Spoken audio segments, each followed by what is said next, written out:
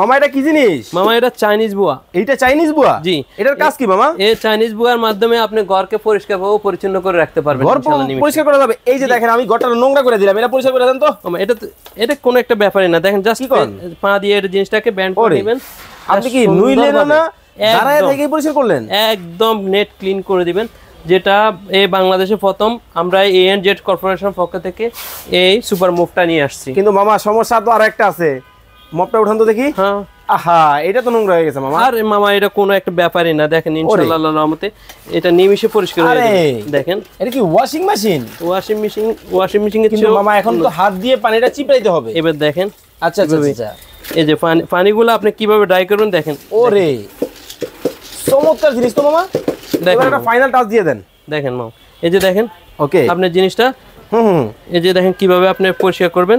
এখন মনে করেন যে জ্বরটা যে আপনার আঠালো টাইপের আছে না, সবগুলো এখন ড্রাই হয়ে যাবে, আঠালোর ভাবটা চলে যাবে, সবকিছু চলে যাবে। এমনকি এটার সাথে আরেকটা নতুন একটা জিনিস নিয়ে আসছি, যেটা আপনাকে বললাম না এই বাংলাদেশে প্রথম আমরা নিয়ে আসছি, ANZ পক্ষ থেকে আপনাদের জন্য নিয়ে আসছিলাম।